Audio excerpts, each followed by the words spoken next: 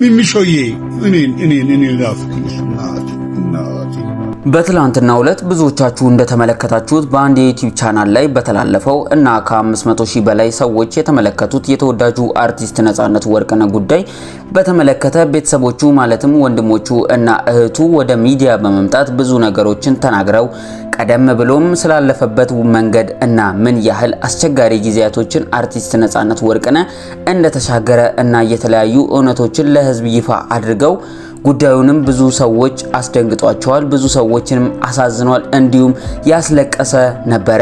ጉዳዩም አሁንም ድረስ አከራካሪ ሆኖ በመቀጠል ላይ ይገኛል። ከዚህም ጋር ተያይዞ አንዳንድ ሰዎች አሁን ይሄ ጉዳይ ወደ ሚዲያ አውጥቶ እንደዚህ ነበር ማለት ምን ጥቅም አለው? ምን አለበት? የዚህ ሰው ነፍስ በሰላም እንኳን ብታርፍ የሚሉ እንዳሉ ሁሉ አንዳንዶች ደግሞ ትክክል ናቸው፣ ሚስጥሩ ተሸፍኖ መደበቅ የለበትም፣ እንኳን ወደ ሚዲያ መተው ተናገሩ የሚሉ አልጠፉም። ነገር ግን በአብዛኛው ማለት በሚቻል ሁኔታ ይህ የቤተሰብ ጉዳይ የነበረ እና አርቲስቱ ደግሞ እጅጉኑ ታዋቂና ተወዳጅ እንደመሆኑ መጠን ሁሉም ሰው ባዘነበት በዚህ ጊዜ ላይ ያለፈውን ህይወቱን እንደ አዲስ በመናገር የሚገኝ ትርፍ የለም። ስለዚህ የቤተሰቡን ጉዳይ እዛው መፍታት የተሻለ ነበር የሚሉ ሐሳብ እያቀረቡ ይገኛል። ሌሎች ደግሞ የዚህ ሁሉ ግጭት መነሻ የሚሆነው ከገንዘብ አሰባሰብ ጋር በተያያዘ ነው። ምክንያቱም ቤተሰቡ በኢቢኤስ ቴሌቪዥን ቀርበው በነበረበት ወቅት ስለሚስቱ ወይንም የነጻነት ወርቅነህ ባለቤት ሲናገሩ የነበረው እጅጉኑ መልካም ሴት እንደሆነች እንዲሁም የአርቲስት ነጻነት ወርቅነህ ባለቤት በዚህ ወቅት የብዙ ህመም ተጠቂ እንደነበረች እና በዚህ ጊዜ በነጻነት ወርቅነህ ባለቤት ላይ ሰዎች ያላቸውን ቁጣ ወይንም አላስፈላጊ የሆኑ ንግግሮችን ከማድረግ እንዲቆጠቡ ተናግረው እንደነበረ የማይዘነጋ የቅርብ ጊዜ ትውስታችን ነው። ታዲያ በዚህ አጭር ጊዜ ነገር ተገልብጦ ትላንትና የተናገሩት ደግሞ ተገላቢጦሽ ሆኗል። እንግዲህ ይህ ነገር የመጣው በገንዘብ ጉዳይ ሳይሆን አይቀርም የሚሉ ተበራክተዋል። ታዲያ በዚህ ጉዳይ ላይም ብዙ ሰዎች ሀሳብና አስተያየቶቻቸውን ያሰፈሩ ሲሆን ሌሎች ደግሞ በአንጻሩ ይሄ መረጃ ለእናንተ እስከ ሰራንበት ጊዜ ዝምታን መርጠዋል። ታዲያ እኛም ማህበራዊ ሚዲያን ስንቃኝ ያገኘነውን አንድ አስደንጋጭ መልእክት ለእናንተ ልናቀርብ ወደድን። ከዛ በፊት ግን አንድም ቪዲዮ ተከታትላችሁ የምንመለስ ይሆናል። ቪዲዮንም ላይክ እና ሼር በማድረግ ይጀምሩት እንላለን። ቪዲዮን ተከታትለን የያዝንላችሁ መልእክት የምናቀርብላችሁ ይሆናል። እስከ ቪዲዮ መጨረሻ አብራችሁን ሁኑ እንላለን። ቪዲዮን ተከታትለን የምንመለስ ይሆናል።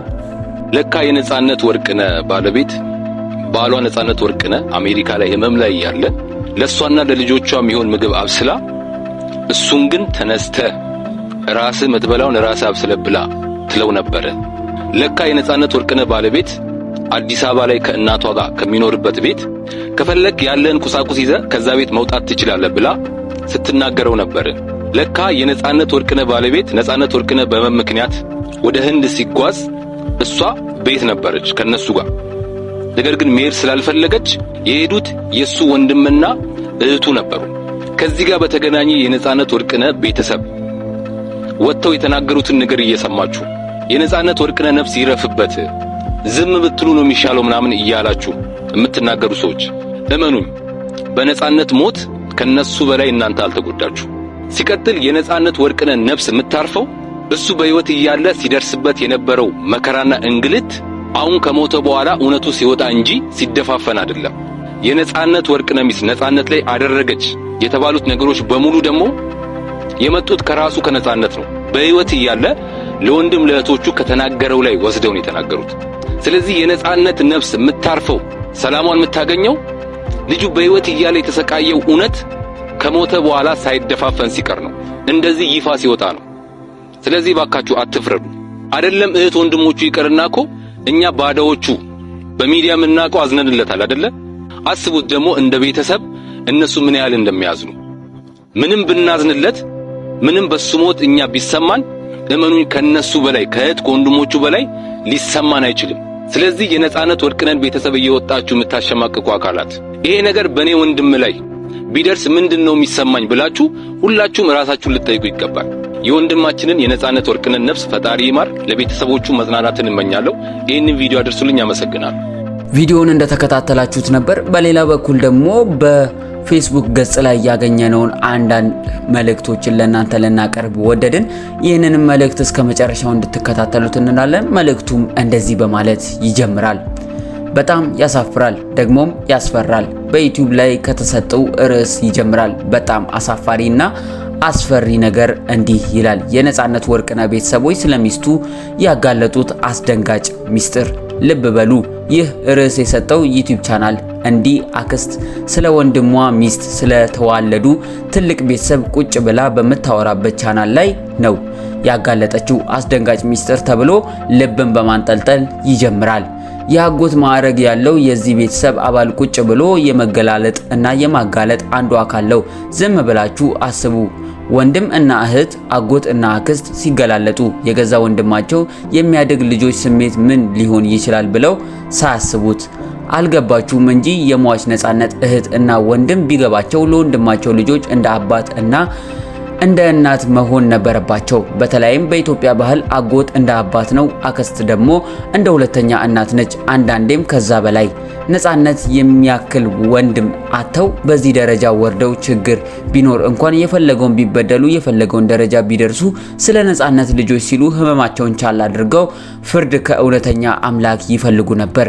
በየትኛውም ቤተሰብ መካከል ብዙ ድብብቅ እና ድብልቅልቅ ያለ ታሪክ ሊኖር ይችላል። ይህን አይነት ታሪክ ያለ የሚኖር ነው። ምንም አዲስ ነገር የለም። ሁሉም በየቤቱ ብዙ የሚያልፍበት ችግር ሊገጥመው ይችላል። በዚህ ደረጃ ግን ወርዶ እና ተዋርዶ ልክ እንዳልተዋለዱ በደምም እንዳልተጋመዱ ሰው ከንቱ በሆነ ቃላት በአደባባይ ላይ ወርዶ መዋረድ እና ማዋረድ ምን ትርፍ ሊገኝበት? ማንስ ሊከብርበት? ማንስ ሊጠቀምበት? እኔ ግን እንዲህ እላለሁ፣ ባል ሚስት በአንድ ቤት ሲኖሩ ግጭት ሊኖር ይችላል፣ ችግር ሊገጥምም ይችላል።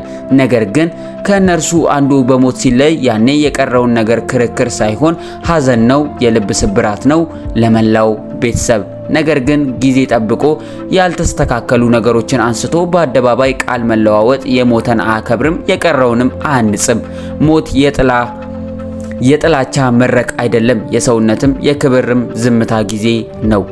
በዝምታ ውስጥም ብዙ መልሶች አሉ። በመቻቻል ውስጥም ጥልቅ መናበብ፣ መግባባት፣ ስምምነት አለ። በተለይም ልጆች ሲኖሩ እንደ ድልድይ ናቸው።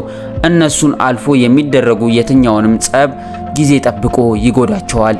ከዚህ ይልቅ በዝምታ ማለፍ ብልህነትም አስተዋይነትም ነው በማለት አስተያየቱን አስፍሯል። እንግዲህ እናንተ ጋስ ያለው አስተያየትና ሐሳብ ምን ይመስላል? ሐሳብና አስተያየቶቻችሁን በሐሳብ መስጫ ሳጥን ስር ያስቀምጡልን እንላለን።